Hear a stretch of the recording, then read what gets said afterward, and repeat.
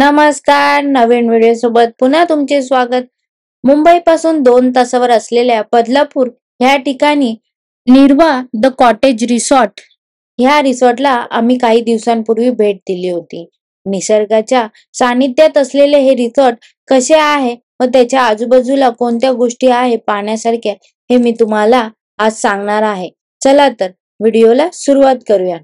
आता आपण रिसॉर्टला पोहोचलेलो असून हे रिसॉर्टचे मेन एंट्रन्स आहे.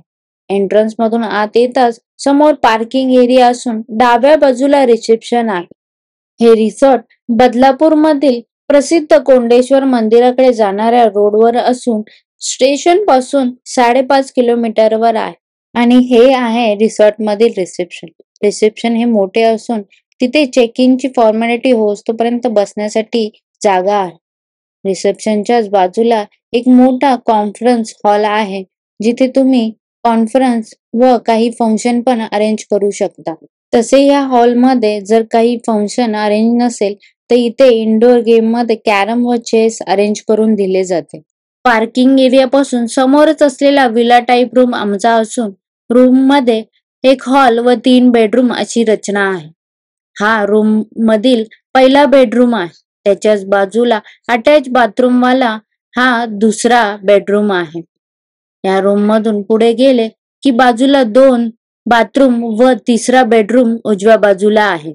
रिसॉर्ट मध्ये विला टाईप रूम बरोबर single cottage, suite cottage, duplex cottage, sunset suite अशा टाईपचे पण रूम अवेलेबल आहे.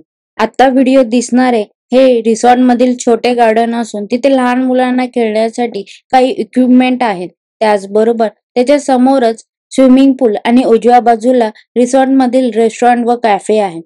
प्रत्येक सॅटर्डेला डीजे नाईट रिसॉर्ट वाले या पूल साइड वर अरेंज करून देतात. तुम्ही जर इथे राहत नसाल परंतु रेस्टॉरंटला जर भेट देणार असेल तरी या डीजे नाईटचा आनंद तुम्ही घेऊ शकता. चेकिंग होतात सर्वात प्रथम पूल मध्ये मस्ती करण्यासाठी सर्व लहान मुले उतरली. रिसॉर्ट मधील सर्वात अट्रॅक्ट करणारा व्ह्यू म्हणजे हा स्विमिंग पूल, ज्याच्या पाठीमागे असलेली वाहती नदी आणि समोर दिसणारे हिरवेगार डोंगर व त्यावर होणारा सनसेट हा खरंच खूप छान पैसा वसूल वाला व्ह्यू होता. ही आमची ऑफिस पिकनिक होती. लहान व मोठे सर्व पकडून 45 ते 50 लोकांचा आमचा ग्रुप होता. त्यासाठी रिसॉर्ट वाल्यांनी आम्हाला विलाच्याच मागे असलेल्या एका छोट्याशा एरियात आमच्या ग्रुपसाठी जेवणाची अरेंजमेंट केली होती. लंच, हाय टी, डिनर व ब्रेकफास्ट पुढचे 2 दिवस आम्ही इथेच करणार होतो. तसे रिसॉर्ट मधील अरेंजमेंट व स्टाफ खूप चांगले होते परंतु जेवण तेवढे टेस्टी नव्हते. जेमतेम चव लागत होते. आता व्हिडिओत दिसणारे रिसॉर्ट मधील कॉटेज एरिया आहे. मगाशी पाहिलेल्या गार्डनच्या डाव्या बाजूला कॉटेजेस आहेत व रिसेप्शन पासून बाहेर येताच डाव्या बाजूला असलेल्या शिडीने आपण वरती गेले की तिथे सनसेट व्ह्यू वाले सूट आहे ज्यामध्ये स्विमिंग पूल व गार्डन चा टॉप व्ह्यू आहे. रिसॉर्ट तसे क्लीन व ग्रीनरीने भरपूर होते. पावसाळ्यात व हिवाळ्यात वातावरणामुळे रिसॉर्ट व्ह्यू अजून खूप छान होतो. निसर्गाच्या सानिध्यात असलेले हे रिसॉर्ट तुम्ही ग्रुप पिकनिक, लग्न समारंभ, destination wedding, office conference, office picnic साठी उत्तम पर्याय आहे. त्याचबरोबर सिंगल कॉटेज व सिंगल रूम पण तुम्ही इथे बुकिंग करून येऊ शकता.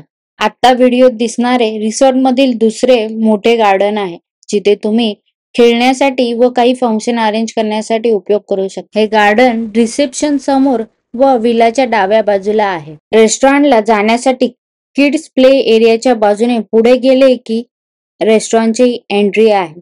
त्याच्यावरती एक ओपन टेरेस आहे जिथे हाय टी अरेंज करण्यात येते.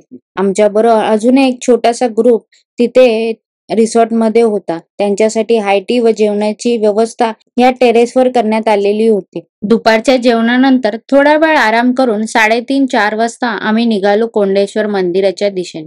थोड्या वेळातच आम्ही मंदिरापाशी पोहोचलो. मंदिरापाशी गाडी लावण्यासाठी फारशी जागा नव्हती. रोडच्याच बाजूला गाडी पार्क करून आम्ही चालत मंदिराच्या दिशेने निघालो.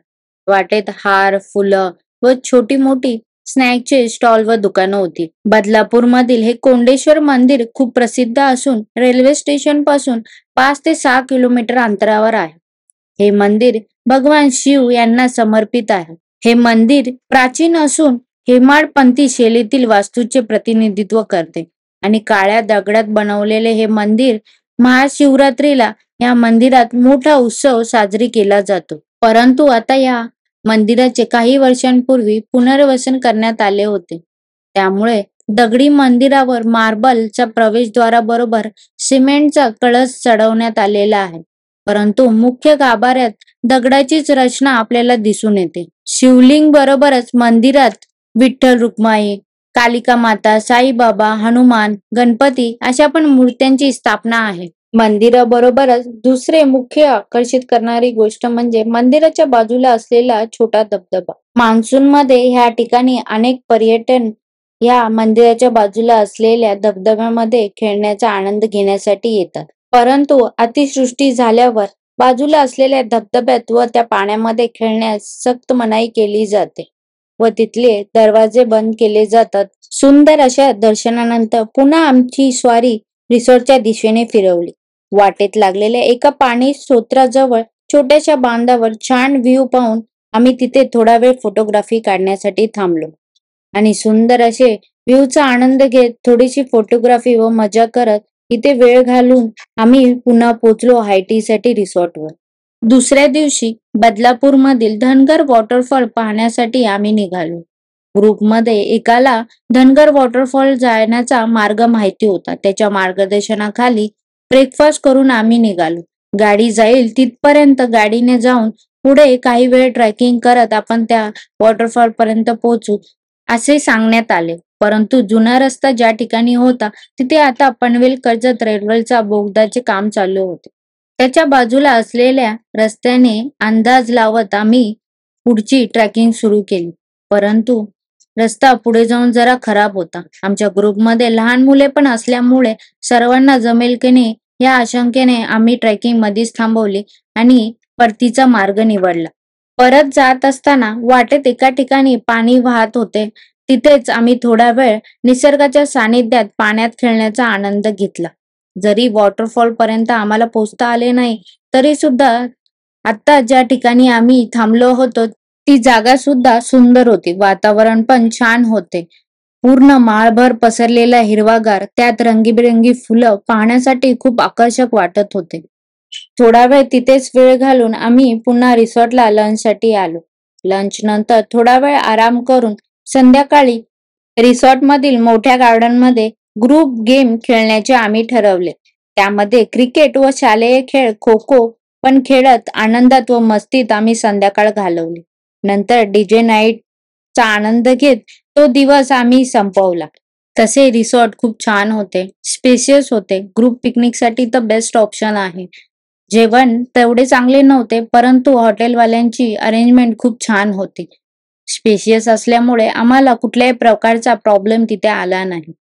दुसऱ्या दिवशी ब्रेकफास्ट करून 11 वाजेपर्यंत आम्ही चेकआउट केले व रिसॉर्टचा निरोप घेतला. आजच्या व्हिडिओमध्ये एवढेच. पुन्हा भेटूया नवीन व्हिडिओ सोबत. तोपर्यंत स्वस्त राहा, मस्त राहा. धन्यवाद.